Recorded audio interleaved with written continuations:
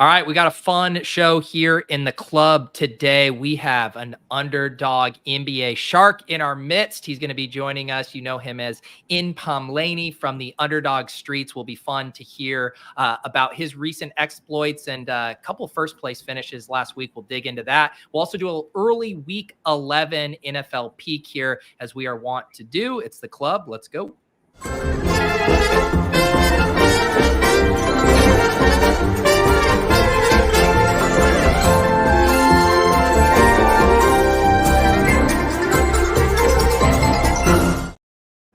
All right, we got Andy, we got Clay, and of course we got Nick joining us. Now, Nick, did we beat the Badge Bros to getting you on a stream here, or have you done the Badge Bros? No, I have not. I have not been on the Badge Bros. This is the first stream of anything I've ever done. So look at that.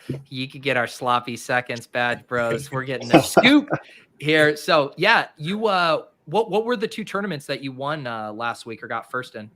The two, I got first in two of the main dailies for NBA. So I think it was like Wednesday and Friday or Thursday or something. I kind of forgot. It was a blur.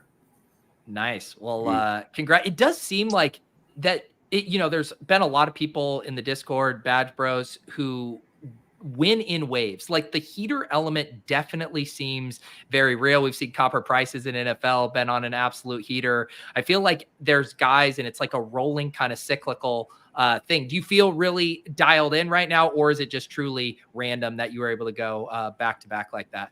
Yeah. If you ever feel really dialed in, that's when you like lose all of your money for sure. So like I just have to float around being totally undialed in, and that's usually a good spot to be. I've been dialed in for years, Yeah. Clay's so dialed in. That's his biggest issue, honestly, is you're too dialed in, Clay.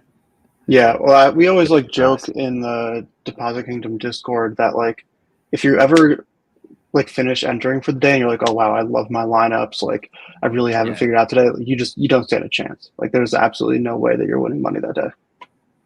Yeah. So how long have you been playing on Underdog, Nick? I know you primarily focus on NBA. Like what has your play been like over the past couple of years? Yeah. So I did like a bunch of best ball drafts last year. That was like where I started on Underdog, and that did not go well. NFL is really hard. So then when the regular season started, I ended up getting a win in an NFL single game contest really early in the year last year. So I got first on when they were still doing the single games. So then I randomly had like bankroll on Underdog. So I like NBA a lot more. So I started playing NBA. And back in the day, I used to play on like FanDuel and DraftKings just like here and there. But the draft format was, pretty interesting, and then found like early success on NBA and kind of just stuck with it from there. So probably like October last year is when I started. Nice. And I assume you've started to ramp up your play this year relative to in previous seasons?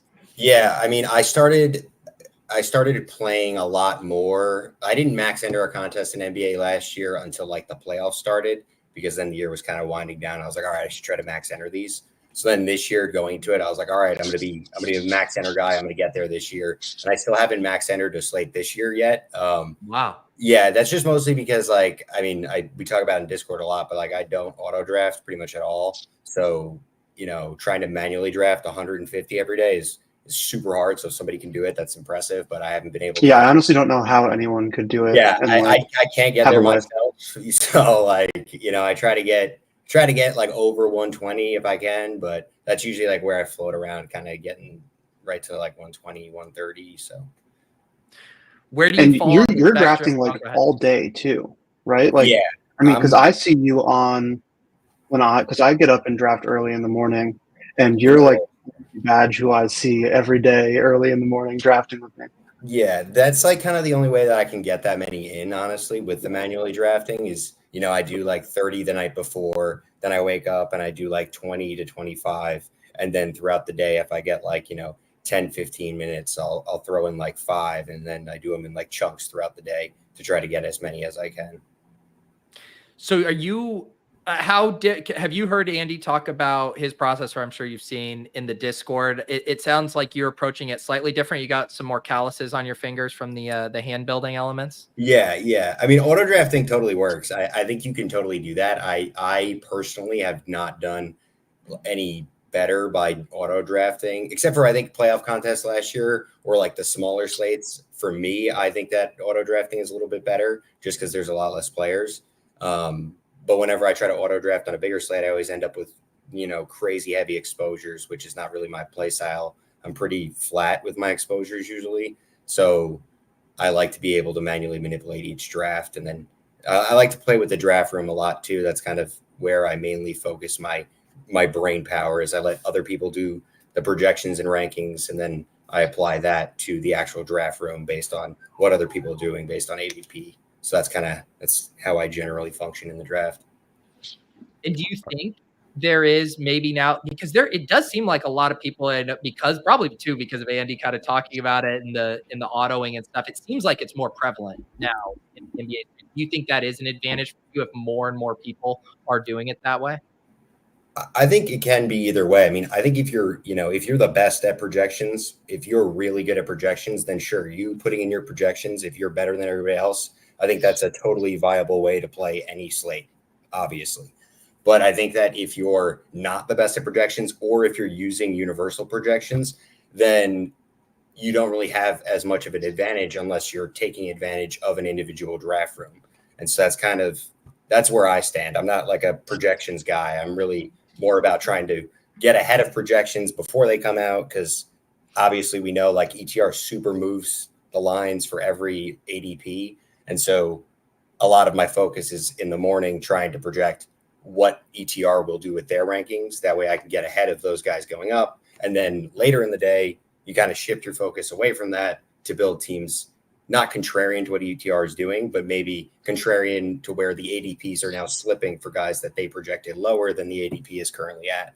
And then, that like kind of that pendulum between the morning and the night. So that's kind of where I float around.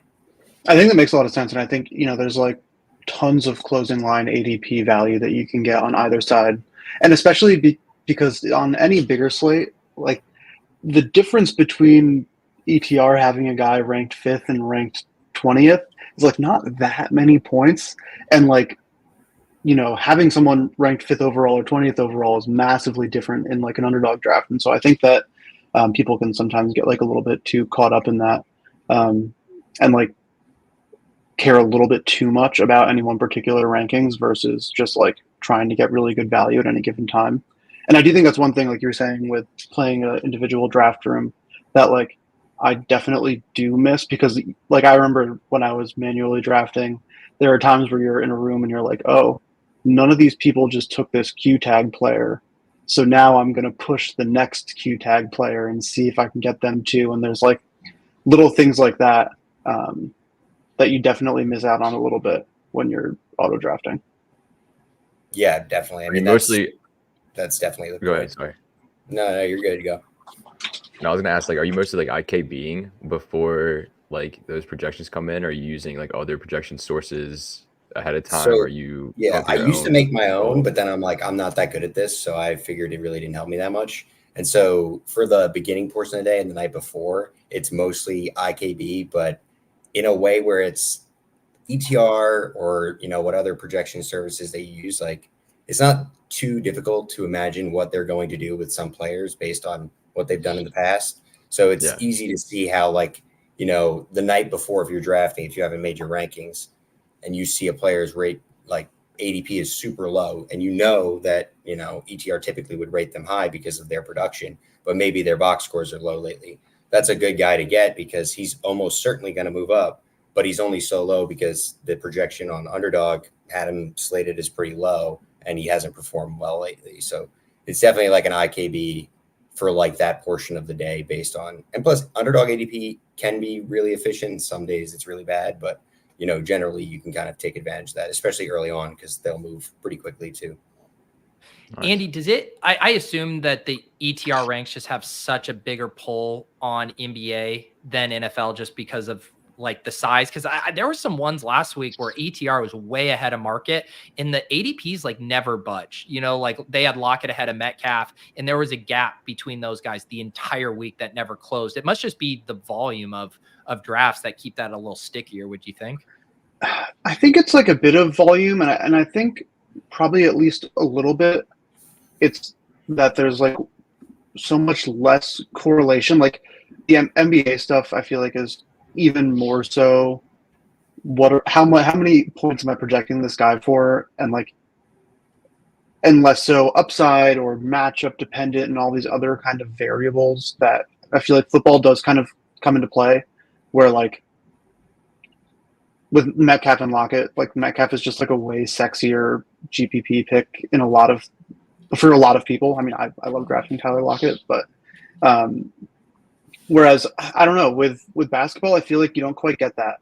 And there's just like, to a certain extent, there's this understanding of how basketball projections work, which is like how many fantasy points per minute does a guy score and how many minutes are they going to play? And then like, how are we going to massage those based on their point total or the pace or something? And I think it's a little bit more accepted of like, this is how they project versus like, this is how these particular people think that they should project based on routes and target share and all of that kind of stuff. But yeah, I don't know. I think probably it's a bit of like draft room size, like overall like lobby size, people not wanting to do their own projections because it's daily and it's a lot of work. Yeah. And then just like the way the NBA projections work, but I'm not sure. So what kind of time, Nick, if you're manually doing those and you're still getting pretty good volume in, I mean, that's a pretty big time commitment. I mean, I did 120 battle royales for last week's slate for NFL, but that was spread out over the course of like 5 or 6 days. And even that felt like a bit of a lift. How are you getting in this kind of volume? And hopefully your employer isn't listening. Yeah. Hopefully not. I work from home, so, don't tell them on the clock. No, I basically do like typically like 5 drafts at once, like somewhere between 3 and 5. So that definitely helps, because if you're doing 5 at one time for like, 20 minutes, you could probably get in like 20, 25 drafts if you got time. So that's kind of like how I try to do it in those like chunks.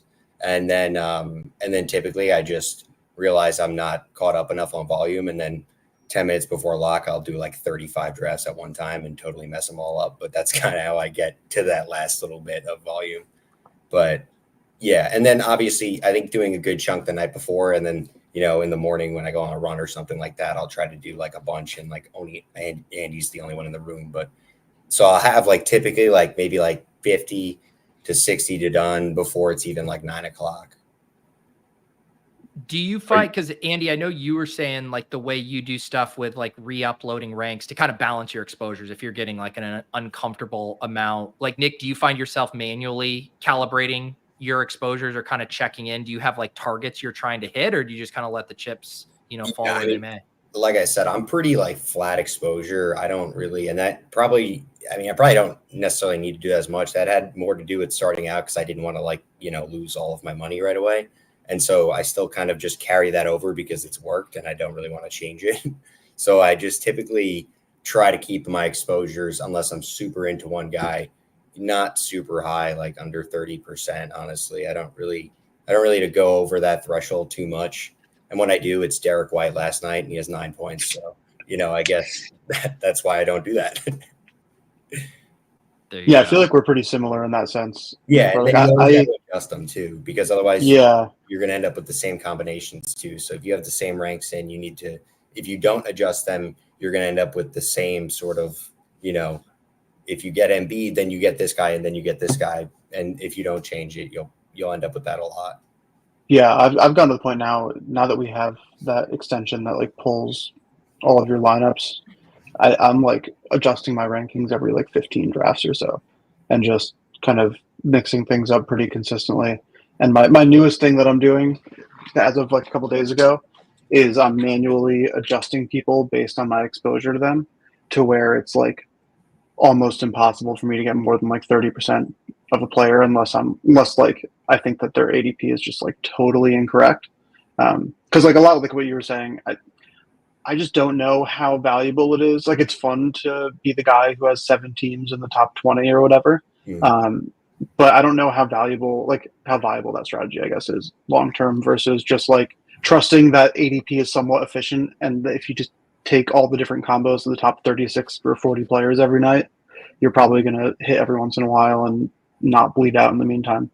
Yeah, we were talking, Brian Hooper, who I do LOLs with, made a comment to that extent, not in this specific example, so maybe it's not quite apples to apples, but talking about that idea of being like super heavily concentrated on a core, and then you're the guy that has like 7, like you just said, and like the top 10. He was talking about on DraftKings, but he was saying like that's not what he think is an optimal way to like approach tournaments, and that your portfolio should be more like polarized in a way where if one lineup's doing bad, it's actually vaulting up like another lineup in a way. Like say you have like Raheem Mostert and Devon Achane, and you're kind of like splitting your exposures there, and there's a negative correlation. So that is interesting too, that like, I know a lot of people like the heavy, condensed, exposures for a slate, but it seems like a lot of smart people say it's better to kind of maybe leverage your portfolio in other ways. Yeah, I mean, it also depends on, I guess, how much money you want to lose on any given day. Because true, your risk tolerance. Yeah. So, at the end of the day, it's like this started as something that was super fun for me to do, and it still is. And so, which is cool if you can make money off of that. But I don't really feel like being the guy who has 80% of a guy who sprains his ankle in the second quarter, and then that just doesn't sound fun to me. So I won't do that. Did you say that you were running and drafting earlier, by the way? Was that a little cardio club? I do that. Yeah. Because that's when I'm trying to really get going. I'm like doing this on my phone. Those are a little bit more auto drafty than the others. It's more just making sure something doesn't go crazy. I love it. That's funny. Maybe we got to get a hoops cardio club going on here. No, just get a bunch of people mass entering and then running, and then me doing this. Andy just watching his picks go. Yeah, I do that. I'll like bring it back, baby. Yeah, while my drafts are running, normally I'll like have them open on a screen and just be like clicking through, because I still try to, if I click on a draft and I have Zion and I know my next pick is going to be Brandon Ingram and there's someone else who I rank basically the same, I will swap the rankings and be like, let's not stack the only 2 players who are like negatively correlated that I could take here or something like that. And so I try to like pay attention to that stuff here and there. So like I probably watch a decent amount of my drafts that happen. I just am not actively participating in them. Yeah. It's a good way to remove biases too, for sure. When I was doing my battle royale volume this week, I was like sketching out more like, I want this stack, these are going to be my final 3 picks, and then kind of letting it be automated at the top, but then knowing like, these are the 3 I'm going to get. And like, cause I know sometimes when I don't do that, you get distracted and you're like, oh, well, there's this guy here. And then it's like, well, no, I went into this wanting to grab, this stack and try to get exposure to that. So that's always an interesting wrinkle. Nick, do you sweat the games? Are you watching these all night after you get your action in, or do you just wake up and see what it is? So I typically do sweat for sure, but then the other day when I ended up coming in first, and I believe that was the day where Andy, I think you ended up coming in third, which was like the super sweaty Sabonis day. I did fall asleep that night, and that was the night I won 10K. So that was cool, but typically I sweat. Yeah, I'm always watching the NBA. So what do you do for work? When you're not drafting? I work at a hospital. I work in safety and compliance. Okay, very different. Not related. Yeah. Do you? I saw Nez in here mentioning, and I saw a bunch of people freaking out about this the other day. And can you guys fill in for listeners? What was the Markelle Fultz situation? Why were people saying this is like the worst that NBA reporting has been with some of these game day scratches? Clay, maybe you can take this one. Yeah, I mean, it's there's been, I would say, already more this season than I remember even last season of late scratch happening post lock, which is more painful on redacted sites than it is on Underdog. Fortunately, I had it happen a couple slates back, and like luckily you can still swap that player, because if they're truly ruled out post lock, Underdog is kind enough to allow us to have some swap options. But I happened to play that same player in a redacted lineup, and that did not get swapped, and that was unfortunate because the lineup was pretty good otherwise. So it's bad. It is really bad, and I think it's something that the NBA definitely needs to fix. because it impacts, everything. And if they want to lean into, the betting arena, which they seem to do from partnerships and such, yeah, I agree with that too. You got to sweat it out if you're playing and maxing in that case. But yeah, I mean, luckily, like the swaps on Underdog are the saving grace here, so it's not quite as painful. But it was a smaller slate where that happened, so you don't have as many options as like last night or tonight, where you have plenty more swap options here. Andy, any other questions, macro stuff for Nick before maybe we dig in a little bit to this slate? I know we got a lot of stuff going. Numi letting us know layup line after dark is up here. What do you got for him, Andy? Thank you, Numi. I had told him that if he released a juicy one today, I would max enter it. That was my promise to him. So I owe him after this. I'll be setting up my robots. I guess, how do you think about, and this is probably something that I am pretty bad at. Do you feel like you approach different number of games in contests differently? Like if there's a 12 game night versus a 7 game night versus a 4 game night, do you think that you have like different mentalities for those, or generally kind of just draft the best players? No, I mean, I think always draft the best players is the smartest thing you can do. But I think on bigger slates, what I typically would do, as opposed to a smaller slate, is a bigger slate. There's just so many different options for a guy who can score, I don't know, like somewhere between 40 and 45 and be in your winning lineup. So for the bigger slates, I think that especially in the later rounds, there's always the scroll down idea, but I think it's more about those guys you get in later rounds. I don't think in rounds like 5 and 6, you should be really super heavy on a lot of guys, typically on the bigger slates, just because you're always going to have different options from that pool that are projected almost exactly the same. So splitting up those options and letting your first 3 round picks, which are always going to be more like locks, they can still fail, but they're more projectable and more concrete in getting higher scores. So I really like to mix up my later round guys on the bigger slate. And then on the smaller slate, I kind of do the opposite, where I'd rather go heavier on the specific guys in the later rounds that I think have the ability to score more points, as opposed to a baseline, a guy who's projected for like 27 on a 3 game slate in the last round versus someone who has a much higher ceiling, like a center who can get a lot of stocks, or a different player who can do something like that. So in that, I kind of flip it. So I like to get heavier in the later rounds for the smaller slates and condense that a little bit on the guys that I think have a higher opportunity to hit a ceiling. Do either of you guys find yourself, or Andy, with like your autos, like on smaller slates, like stacking up teams or games more than on the larger slates? I mean, in some respects, it kind of goes without saying, but I've found like, on the smaller slates, like a 4 gamer or something, like leaning in and having like 5 of 6, picks coming from the same game can work in a lot of occurrences.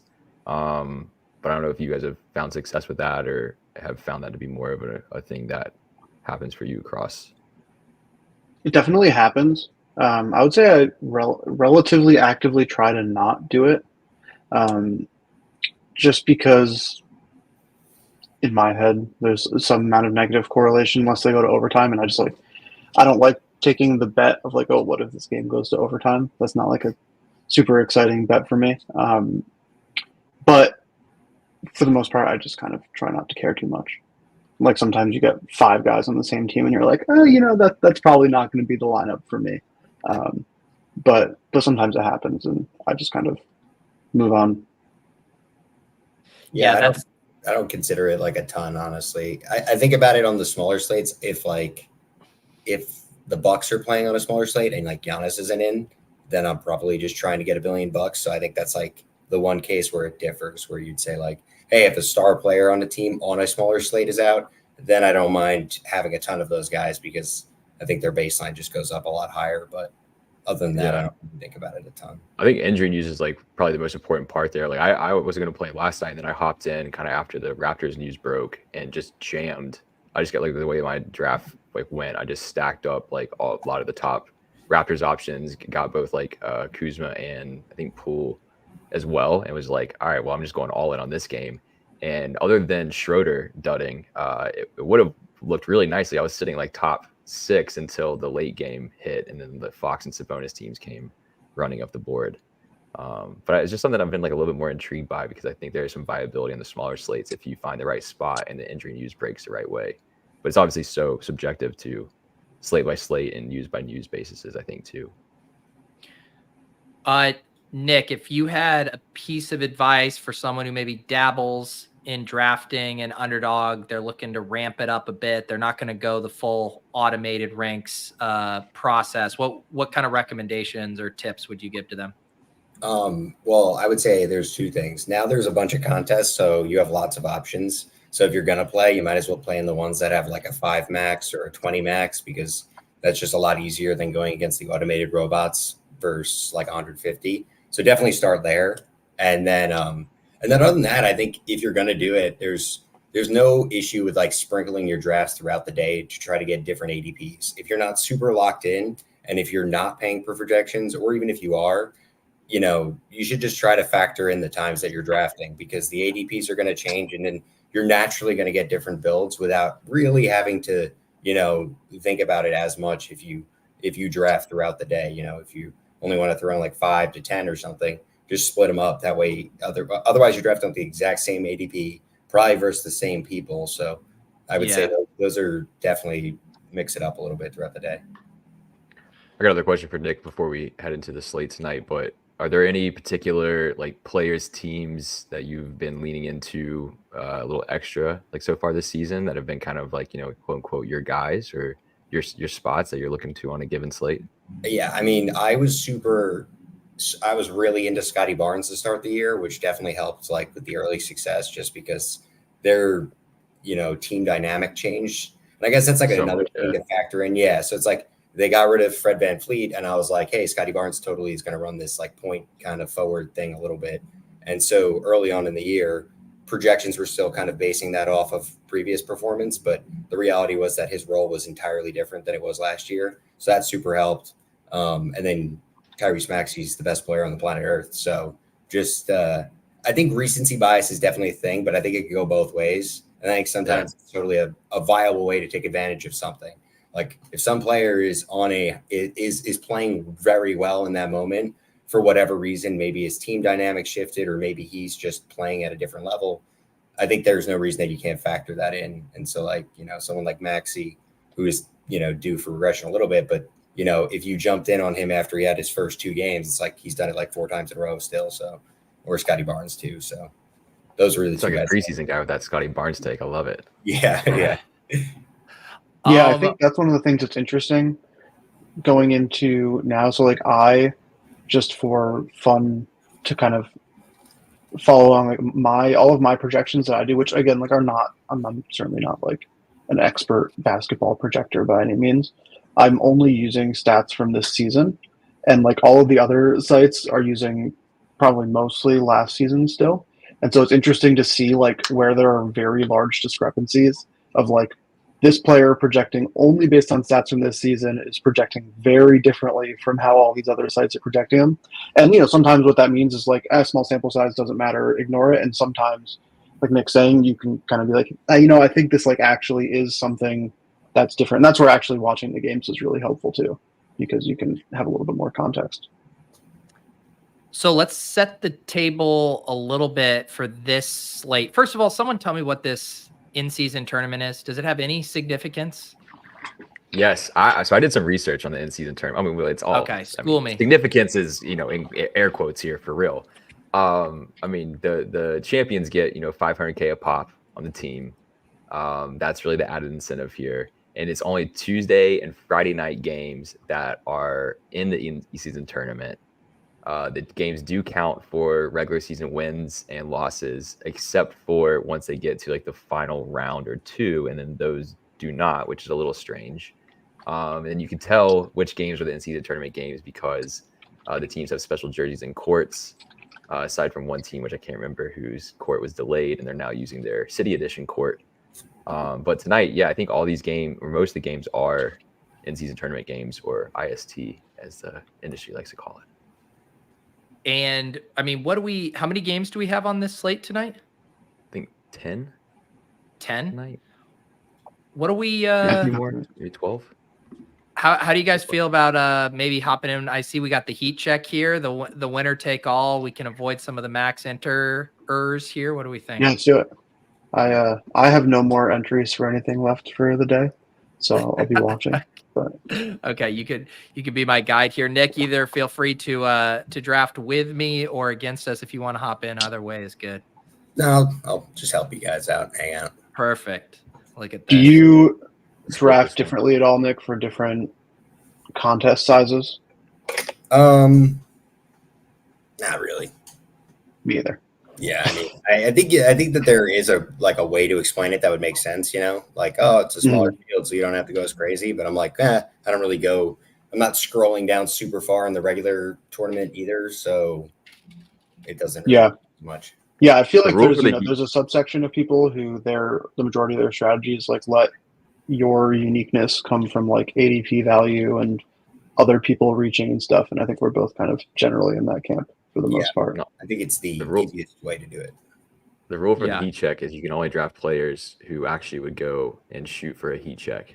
You got to have the ceiling upside. Also, shout out to 30 shots of a game. Gamer who's in here. Who while he cryptically while he's winning the million this past Sunday just messages in the basketball chat in Discord, I'm gonna be it's been fun playing with you guys, but I'm gonna be retiring, and here he is grinding the heat check on the Tuesday afternoon. Yeah, for people who didn't see, Short Gamer TV won one of the 2 Millionaire Maker contests on DraftKings this week. Also took first place in the Spy for $100,000. And now just back out here grinding. But what a weekend for Short Gamer TV. He's definitely not dialed in. That's for sure. He's one of the guys. He drafts very differently from Nick and I. He's had one night where he had like duped himself like 7 times and was in like first through 7th or something like that. It ended up not working out that night for him. I'm sure he was fine, but he didn't win. But he's someone who will just set his ranks and auto draft. SGA. Is this clear, SGA? I think it can go either way, SGA or AD. I was taking SGA over AD all day. But I think you could definitely make the case the other way as well. ETR has them basically ranked exactly the same. Nick, what side are you on? I like SGA. I mean, LeBron might play, and then you might as well take SGA versus Spurs. I like that. LeBron's in. He did shoot around. Yeah, so I don't think that retracts from AD's worth, but no. Might as well just take the ADP. Yeah. The one reason I liked SGA more so today is that my most owned player is LeBron. And so I'd rather have a little more SGA and more LeBron than LeBron and AD really high in my ownership. Yeah. Shout out to Chip. If I won the milli, I'd be in jail right now. So we got Davis does go the pick right after us, and then we see Maxi and Bam go. Chipsy takes Halliburton. Who do we like now? I'm a Ball guy here, but I also draft Ball every time, and it's worked out lately, but it's also very painful. I'm also a Ball guy here. Clay, Ball? I think it's close. No, I mean, I don't like the Miami matchup if we're going to get in the weeds on that, but I guess like matchups don't matter. I'm an Ant guy, but yeah, go Ball. Like, yeah, I'm not going to go get these two. These are the experts out here. My concern with Anthony Edwards tonight is just that Steph Curry's not playing. I think the Warriors might score 80 points against the Timberwolves defense. Man. That's definitely where Wiggins can't get over 10. Clay's playing not great either. He might not get over 10. They better have Draymond go for 30, but I just think Ant wants to put it on Draymond's head. Like the trash talking from this past week has been sensational. I love these clips of him in the offseason being like the one team that he cares about playing against is Golden State, and it's because of like Draymond shit talking. So I'm all in. I mean, he has me wanting to buy a pair of Adidas sneakers for like the first time in forever. So I'm hook, line, and sinkered for my guy. I'm about to go get a. I saw that clip. I think Jennings posted it the other night of that baseline dunk he had. Man, he's fun. Yeah, he's fun. Very he's fun my new favorite player in a post prime LeBron era. That's my my feels on it. I like it. All right, so we've started this team with Shea and LaMelo. Wow, LeBron going at 12 now. This is one of those times where I'm glad I drafted early, even though I have like 25% Trey Young, who's not playing today. But LeBron, like most of my LeBron shares, I got him in the 20s, and so it's like crazy to see him going so high now. Shout out Trey, had a baby. Yeah, Trey see, Young. I was banking on baby narrative. Yeah, I think this is a pretty clear Lowry marking. Lowry. Yeah. It's a solid game environment. All right, let's do it. We'll see. Pete, we'll all send you $5 so we can split the 8K. Okay. Even though we took Paul over Anthony Edwards, Clay, you still want in? I mean, I might go to the game tonight. Who knows? We got a home matchup. I will say Anthony Edwards going at 14 is a bit crazy. If I could choose between Ball at 9 or Edwards at 14, I would take Edwards. But yeah. But because this is one of those funny things though, where it's like he took Bane at 11 and Edwards at 14, and you could just totally flip those, and then it's a completely normal draft. And so it's like not even unique that he got Edwards at 14 because of Bane at 11, and that's where I think that there's a lot of value, or like there's like a good case we made to just draft ADP value where he could have had a much more unique potentially. Honestly, he couldn't have even really because of how things have shaken out. 11 is a little wild to me. Over to Johnson. Bane's good. Like, I mean, he's good, but I don't know. Well, wasn't was he the highest ADP on the board when we picked LaMelo, and then he just fell 4 or 5 picks after that? Yeah, I would say most of the day, LaMelo, Ant, and Wemby kind of all went interchangeably. All right, we're back OTC. Shea, LaMelo. Someone else say something other than me. Yeah, I mean, I always take Jaren Jackson Jr. because I can't quit him. That smile. But I think Ingram is a fine play too. That's a really good matchup. I like BI high over under. So, and Jaren Jackson might fall. So, and that's the other thing. All right, last second went to Ingram. We'll see. I mean, he might not, but that's one thing that when you're manually drafting, like you can do that a little bit easier. Is that if you like a guy more, but his recent box scores or maybe his projection, sometimes those guys will fall. Like, I mean, I've seen people get late fifth round at the turn, Jaren Jackson Jr. I don't know if projections will let him go there because I'm pretty sure the guy on the end is just going to take him anyway. But that is helpful if you're in certain draft rooms. Makes sense. We got Mr. Millie in the chat right now. Yeah, Short Gamer says, just realized you guys were streaming, saw Johnny post something and thought I would max it. I just want you to know, Short Gamer, this is an extremely top-heavy contest. I would not recommend maxing it unless you have just like a really deep bankroll. I would probably try to scale it back, maybe find some of the rake-free contests. Just be smart out there. I know it's fun to have 8,000 up top, but really just want to make bankroll sure. management. Key. Yeah, bankroll management for sure. Especially as a young guy like you don't want to blow it all in one place. Yeah. All right. I did just notice we do have one. Has anyone seen? Is this a grinder? LeGarrett's Blunts? I don't know if I've ever seen that draft day before. Somebody's using a grinder. My favorite name that I've seen on Underdog, which I haven't seen him in a while, was it's not totally safe for work. It's a BBW Destroyer, 420, I think it was, or something. It was like 420 or 666 or something. Yeah. And that was one where I was just like, please one day have them win a tournament. Yeah. Like I did notice. Speaking of that, for the BBM leaderboard, Walrus Balls I think is back up in like the top 25. So Walrus Balls is hanging around. Honestly, Walrus Balls are pretty tame in comparison to some of the ones that I feel like we're seeing. Yeah, there are some pretty out of line ones deep down there. All right, we got our 5th round pick coming up. We got Shea, LaMelo, Laurie, and Brandon Ingram. What do we like? I can't quit Kawhi personally. I don't know where you guys are at on him.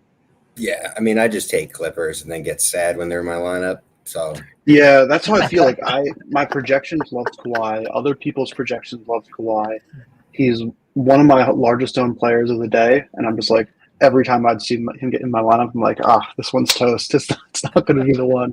Yeah, I mean, you can't not sprinkle them in because you're like, hey, at some point. But I don't know. I might have to adjust after a couple more games of their 30 points or whatever they get. Yeah, he scored 33 points in like 3 straight games, I think. Yeah. So Clickers who? are so gross, man, to click if you're doing low volume. Mm-hmm. Nick, like cost adjusted, so it could be a 6-round pick, could be the 101 or whatever. What's your favorite pick on this slate tonight? I really like Kyrie Irving. I love that game environment, and I think that where he goes, and he often goes right there, so you really get him paired with that top 3 quite a bit, and I think that's really good. I think it's fine with Luka too, but I think that he's in a good spot, and I think when you get him in the 3rd instead of the 2nd, it's pretty nice.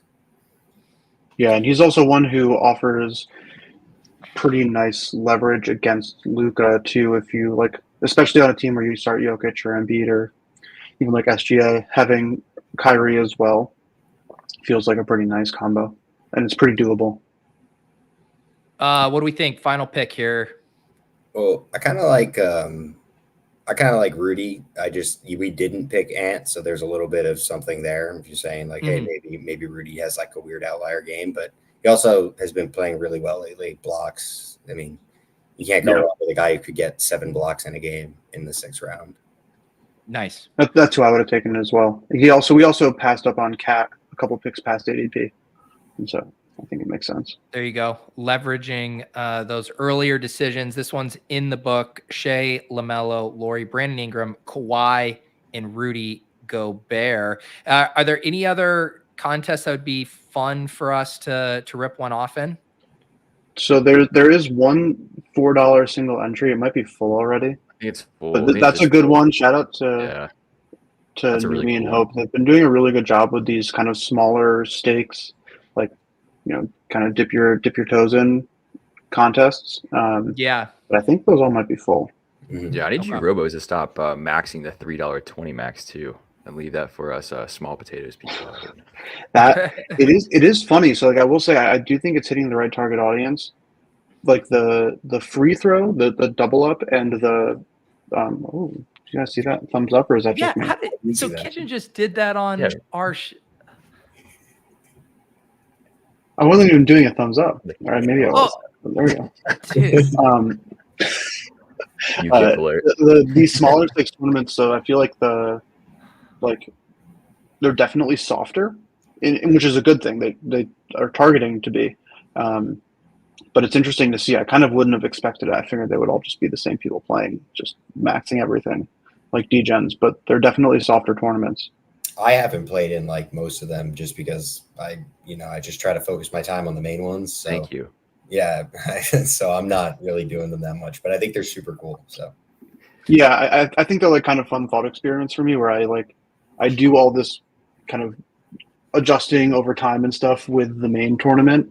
And like if there's a full court press that day, which I haven't had in a couple days, something like that, I'll be kind of massaging all my entries over time. Whereas like the buzzer beater or the free throw, I'll just set my ranks and just let it rip and pretend I'm T-box for that draft or something. It's fun to kind of see how one does versus the other. But like it's funny because so last night I lost money on the main tournament, but I had like 25 of my 33 double up lineups cash, and I was like, how does this I was directionally in the right place, but didn't hit any of like the nuts combos. So it's a kind of a fun way to track that kind of stuff. Yeah. What is are there any specific differences you do for double up strategy, like with your ranks and stuff? There isn't for me. I think probably the optimal strategy for double ups would be to literally just draft by ADP as late as possible. I think if you just wanted to extract as much value as you could, would be to wait until there are, I think that you can max 33 times. You can do 33 entries. Wait until there's 33 more entries, run the bot, enter the last 33, and just draft against ADP is probably the most efficient way to do it. Yeah, that makes sense. It's an interesting dynamic, right? Because then it's like, well, who's the first person to register, for the double up when like that late information and the efficiency is so important to just like the highest floor lineup. Yeah, it was interesting because so basically, I mean, as you've seen with NFL as well, as they're doing these smaller contests to kind of set ADP before they roll out the big contests.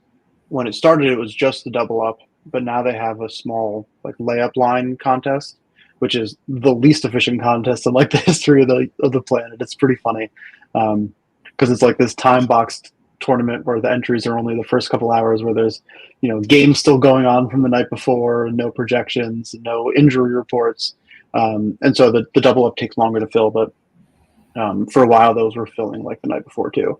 And at that point, it was just like, I don't know, just set your ranks and auto draft and hope you're right. Nick, you said you don't do a ton of football. Do you still dabble, or are you pretty NBA laser focused?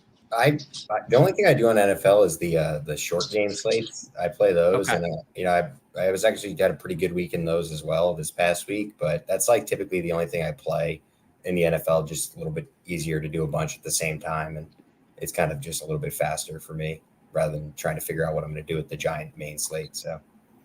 Okay, so I take it you're not firing anything at the Dawg Bowl, trying to. Well, I do 10 of those every week and just throw away money. Just like, hey, why not? But that's about it. Yeah. You want to get one of your 10 in right now as we wrap up here? All right, let's hop in a Dawg Bowl. I've been grinding the Dawg Bowl already this week. Nice. Looks like we got one more. Spot. Yeah. I don't think. You can. I think I got in. Nick, you can draft with me if not. Cool. Even better. That way, this one's even less lit on fire for me. That's good. Exactly. Yeah. The amount of like friends and family is for these Dawg Bowl drafts is always just wild. Oh yeah. I guess there's one. Okay, I don't recognize Desi Lal. It's the one I don't recognize in here. Otherwise, all friends and family. I'm coming pretty blind. I've done, I don't know, like 2 or 3 battle royales. I normally don't get ramped up until Wednesday here, but it's a pretty fun slate. A lot of decent games. And we're just getting a lot of star power back. Getting, Stafford back will be big. We're going to get Devon Achane back, which is nice. He's been steamed up. Back. Is he? Yeah, I've done 8 Dawg Bowls already. I was in the first one. And so like in that one, he went, I don't know, like 40 or something, 30. And he in the first couple was going in like the 30s. And now he's up to 12. Wow. I mean, I was looking at it because I'm writing the newsletter for tomorrow on Fantasy Life and was looking at his stuff. And it's like, he said 3 games this season where he's played over 25 snaps and he's had over 20 fantasy points in all 3 of those games. Just like a per touch efficiency monster. And I mean, there's nothing scary about the matchup. The other thing I was reading too is there was a quote from the reporters that they were basically saying he could have technically avoided IR and played with a brace over the past month, but the team was just like, we're not risking anything. So it seems to me that he's going to be like pretty damn close to 100% on Sunday. And Mostert didn't practice yesterday. Oh, okay. I missed that. Yeah. I'm not sure if he practiced today or not, but it feels important. Nick, do you have any laundry? Oh, yeah. Well, I wish they would have done that before they gave him 19 checkdowns the other night instead of Breece Hall. Nick, do you have any fandom across any sports, or has fantasy fully liberated you? No, I'm a Jets fan. I hate myself. Okay. There you go. Are you from Jersey originally? Or? I'm from Long Island originally. Okay. Gotcha. Wow. Did you go to University High School or anything? No. Yeah. Jets. All right. Let's see here, Nick. Depending on what G does here, I bet he doesn't take Diggs versus, he's too scared. Are we scared about Diggs against your Jets? Do we go Gibbs, Etienne, Montgomery, Adams? I mean, I just take Diggs, but Yeah, I'm good with it. Now that he's going to retire or something, maybe because his brother's sending out cryptic tweets. So who knows? That's kind of like, I feel like it's kind of lame to have your brother carrying your water on Twitter like that. Yeah. I wonder how coordinated that is, because I could also just see it being like, I don't know, who knows? there's some kind of collaboration or sharing of ideas there. Like, Stefan Diggs is venting in the group chat with his brother, and then his brother's going on Twitter. And in I don't even think Stefan's saying to him, hey, put this on Twitter, but he's venting and he's like, all right, I'm going to put this out there. Yeah. Yeah. It will be, if you want to do, everyone loves doing the fucking squeaky wheel shit. This Bills team just flat imploding, fires their offensive coordinator. You got everyone chirping on Twitter, playoff hopes, on the line. Seems like a good spot for 15 targets for Diggs. Yeah, I agree. I've taken Kincaid a couple times around his ADP, or if he slips at all too. Yeah. I'm pretty interested in the Bills. The Jets have a good defense, but I don't know, it's still the Jets. Yeah, they're not like a brick wall. Nick, are you buying this? How they're handling this of just we're just going to keep trotting out Zach Wilson and just cross our fingers that Aaron Rodgers comes back by mid-December. Are you buying this miraculous return? No, it's chaos, but this is every year with the Jets, just in a different surface, it's the same kind of thing. So I'm a Patriots fan. Oof. And my claim to fame is that I was at the Mark Sanchez butt fumble game. Nice. On Thanksgiving back forever ago. That's my favorite Patriots Jets moment. It's a big NFL moment in history, so that's a good one to be at. I think I like Tank or Puka here. Do you have a favorite? Well, Tank's looked awesome, and so CJ Stroud, which is just blowing my mind how good he looks. So against who are they playing? The Cardinals, right? The Cardinals, nothing scary. That just seems great. Let's do it. Yeah, I do think, and I'll be curious to see where the ranks come in. I think we'll get Puka steamed up again. Stafford back. This is an awesome matchup at home versus the Seahawks, who are a bit of a pass funnel there. I'm ready to get my heart broken by these Rams guys again this week. Same. Yeah, I just my most recent Dawg Bowl was a Stafford Cup stack. I'm going to be pretty heavy. What round did Stafford go in that? Last round. Last round, yeah. Yeah, he's pretty free. I was hoping to take Puka there. So let's see. This is where it's there's a lot of running back depth. Yeah. Man. I'll do this. Andy, you said how many Dawg Bowls drafts did you end up getting in last week? Too many. I had a couple sweats actually, but I got in 40. Okay. Not too bad with the promo. No. Yeah, I did okay, but I had a couple teams in the top 100. At one point I was in the top 3, decently long into the day. But I didn't have enough of the kind of main stacks that you needed.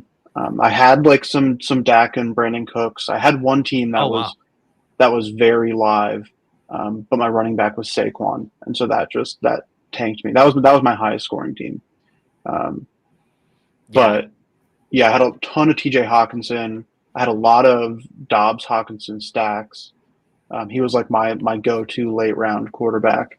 So I was pretty directionally right on a lot of stuff. I had a lot of Rashad White and Najee Harris actually too. Yeah. But just didn't have anything hit the nuts. That's the thing about this size contest with 6 rounds is the correlation stuff. You can win by hitting on, that right correlation, but you cannot afford a flat out sub 5-pointer. That's what sucks you.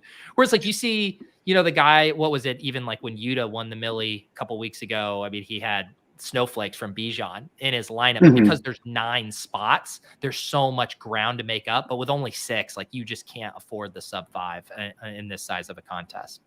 Yeah, totally. And yeah, even I had a couple lineups with a lot of Singletary and stuff too. Just I was pretty heavy late round running backs between Singletary, Najee and Rashad White, and so I was like, I had a lot of stuff that felt really good early on, but nothing didn't have all 6 hit. Yep. I mean, this is, man, Clay. Yeah. So you went Amon-Ra, Kincaid, kind of a bad beat that Goff doesn't come back to you at 28. Like Goff going unstacked at the turn there is kind of rough. It's a little tilting. Yeah, I didn't love that, but it is what it is. I gotta figure what I'm gonna do now, though. I might just take this value on Stroud because it's a pretty nice fall. Please don't, Clay. Let your boys. You want him? You want him? No, he's not. You could take him. He's not going to fall to us at 33. I've seen him go pretty far. I had okay, then don't, Clay. All right, I'm going. I got you. I got you. One of us is going to Miami. I'm going to take Ayuk. Ayuk's still a great pick. All right, let me draft and then pull up my completed drafts because I think I saw him go as far as I think I drafted him in the 40s in one of my teams. So, do we think Collins is playing this week, or is he looking like more? That's a good question. Week on the shelf. I haven't seen that because I was like, if I take Stroud, am I taking Noah Brown? Which God, how much longer is that guy going to go off for 185 bazillion yards? Yeah, I think it's probably like you're having to take Schultz maybe. I mean, but honestly, like with as good as Stroud is playing, I mean, you can take stabs on like last round Robert Woods. You know, like you can do shit. Well, I'd probably like just go Noah Brown. Yeah. Fucking AJ Brown. Okay, I found it. It was one of my regular contests, not the Dawg Bowl, but I got him at pick 33. It was my last round, which felt good. Nick, that's on me. Big streamer mistake talking about how it's viable to backdoor stack CJ Stroud as we sweat getting CJ Stroud. That's on me, man. It's all good. I'll let it slide.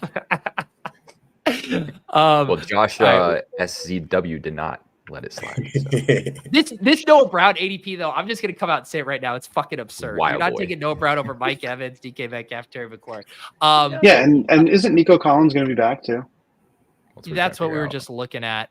I'm kind of inclined to go Evans here. I don't mind Amari either. What do you think, Nick? Yeah, I think Evans is fine. You know, you just really need him to get one of those gigantic plays that he seems to do every game. He's just been so good, and I actually think the Jags offense being so bad made the Niners secondary look better than it actually is. I actually have more faith in somehow Baker pushing the ball downfield than I do in Jags in this. I mean, it has to be outside of like Matt Canada's Steelers. I don't know if there's a more uninspiring, like designed offense than the Jags. It is so misused, like the talent they have there. Yeah, I don't get it.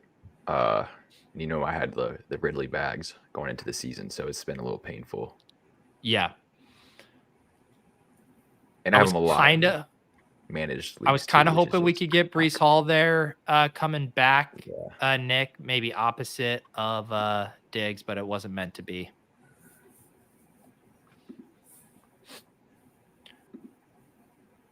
Let's see.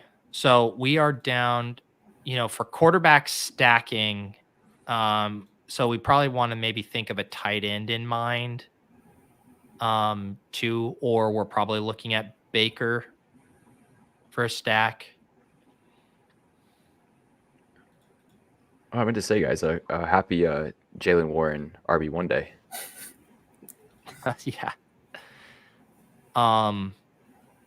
The other thing you could always take Kmet and kind of play the maybe Fields plays. I was digging into it. It seems like pretty up in the air if he's going to play or not. That'd be a bummer for me. I'm staking a lot of these teams on Fields play. Yeah. Let's see here. ADP is kind of wild though. Like I want to hop in some BRs because like in a 12-man like this, like there's just some strange players that are like a lot higher than players that I think have some good matchups. The other thing, Kyler Murray thing here. Yeah, let's do that. My cam got me going with Kyler Murray, where he's just floating. The camera's floating over his head, running around. Like, this is the healthiest he's ever been. That's social media bait. Didn't what the Falcons did it? What was it like week 1 or week 2 when Bijan had that crazy catch? It was the like videos look sick though. You know? They do. It's like when they introduced those 4K camera shots. I think it was like a couple of years ago. People were losing their mind with that. The YouTuber cameras, and everyone's like, "Oh my god, the depth perception on these things!" Like, it's funny. Yeah, Kyler's a pretty. In hindsight, I would have said, I wish we did Brees, then Kyler, and then we could have done like a last round Michael Wilson or Rondell Moore or whatever. But that's that was my bad not thinking that through. What you gonna do, Andy? What are you gonna do? I don't want to do it. I don't feel good about it. Well, don't do it. I'm gonna put my faith in Tommy DeVito. Oh no, dude, bro, fucking. Oh, that one hurts. What you were? Oh, you were hoping Barkley falls? I wanted Saquon. Yeah. Okay. Yeah. I'm doing you a favor. Just take. Yeah. I gotta be honest. I am such a sucker for Derrick Henry at his ADP this week. I know. It is very tempting. I don't know who to bet on more here, but I'm gonna do it. We're gonna go Garrett Wilson. Hold my nose. I mean, I think Garrett Wilson makes a lot of sense this week. Like the Bills' defense is not good. It's a good matchup. And like the amount of targets that Wilson gets is still just like, no matter who's throwing him the ball, it's makes him pretty valid every week, I think. Yeah, didn't the Bills like lose some more secondary people? Well, yeah, they did. Yeah, because Hamlin got in the game. So all right, yeah, Garrett Wilson blast off week. I'm riding the Garrett Wilson train to Miami. That's what we're doing.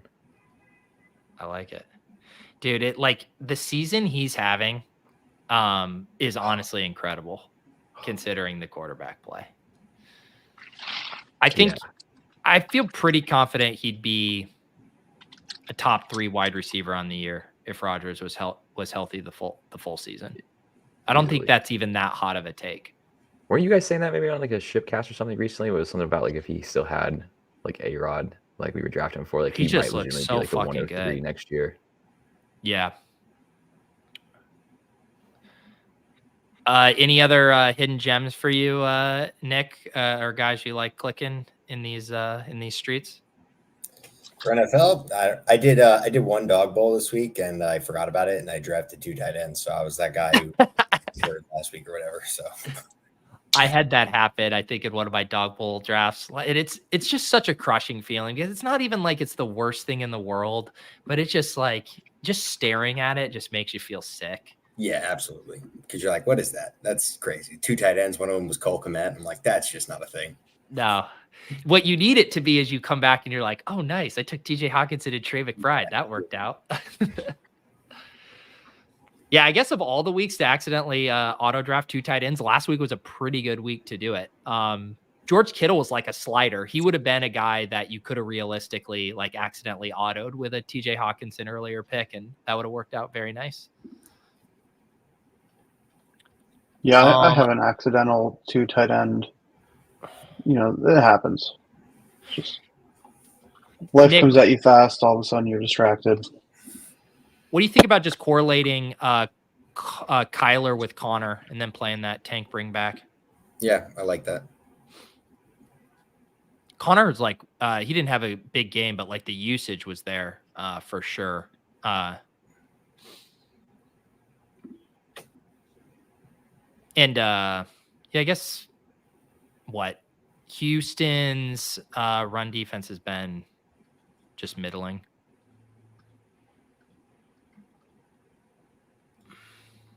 And then let's figure out a tight end here to close this out. Nothing to correlate with Connor. Komet, Musgrave, LT, Njoku, Chig, Conklin. Njoku probably shouldn't be here. Yeah, I think Njoku or Thomas are both pretty good clicks. They both get, decent targets. And at this point, last round, you might as well take the guys who are actually getting looks. Yeah. Yeah, Thomas continues to see a decent amount of work. He's a little bit more like his production's a little bit more weighted toward the receptions than the touchdowns, it feels like. Njoku, I feel like, has a couple out. I mean, Njoku's target shares have been awesome. 8, 6, and 9. Let's roll with Njoku here. Yeah. Pittsburgh isn't like a scary matchup or anything either. All right. Here it is. Do we know about Watson's ankle? Expects to play. Okay. Expects to play, and I feel like it's the same fucking shit with this guy every week, man. Yeah. All right, our team, Kyler, James Conner, Tank, Stephon Diggs, Mike Evans, and David Njoku. I like this. This is the matchups don't matter. Steph Diggs, Mike Evans, just draft alphas and enjoy the spoils.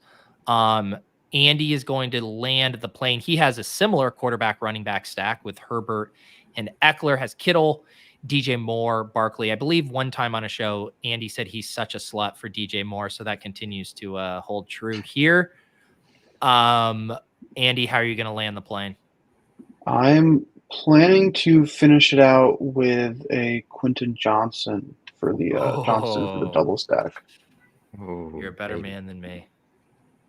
I don't feel good about it, but I think that the Packers suck, and I'm okay to have 3 players on the Chargers who I think don't suck. Clay, you're looking for a running back here. Yeah. I'll say right now, Jerome Ford's ADP kind of sticks out to me. Yeah, that's who I have top of the queue. 17 attempts, and now you get Pittsburgh. Yeah, Hunt keeps hucking him with touchdowns, which is really tilting. But yeah, it is tilting, but like if someone's going to break off the big run in this backfield, it's still Ford. Yeah, I agree. I think that Brian Robinson Jr.'s ADP is also a bit wacky here, just because of the game script. I mean, like I know a lot of his points last week were, 120 receiving yards, which is not normal for him. Yeah, but in the world where the Commanders are winning this game handily and running the ball, which feels like the likely outcome, he's probably going to be the guy who's getting a lot of the carries. Yeah, James Cook as well. I mean, I know he was just dribbling the ball up and down the field last night, but he still crossed 100 yards, and kind of interesting that he's like undrafted, it seems still. Spurious news. We just wrapped up a Dawg Bowl draft. This is the live qualifier on Underdog. They are running the promo again. It's a sweet promo. If you do 10 drafts, it means any of your drafts are that finish in the top 2,000 entries, you get your money back. So like last week I did 30 drafts. I had 14 in the top 2,000. So I got my $25 back. So what is that? Like $350 back there, which is a pretty good promo for taking shots. And then obviously there's still some of the prizes, but it's mostly all for those top 3 spots at the top to punch your ticket to Miami. Nick, it was great having you join us today, sharing some of your hoops secrets, tips, and tricks. I got your Twitter link down below. People can also find you in the Deposit Kingdom Discord and the Badge Bros channel? Yeah, I'm always bopping around there, just throwing out good ideas, bad ideas. Awesome. Clay, Andy, any final words here? No, not too much of mine. This is awesome. Yeah. Thanks for joining us, man. Yeah. Appreciate you, Nick. We will have some more Underdog content as always later in the week. Friday show, off and on the clock, have been really enjoying that show. I'm now hesitant to say we're dialed in because I believe that now means that we're not dialed in when you say that. But our pick'em entry that we built on stream, we had a couple of them very live. One of them got that 20x. So tune in. We'll talk through all the Battle Royale strategy as we progress through the week. Appreciate you guys hanging out. Thanks again to Nick, for Andy, for Clay.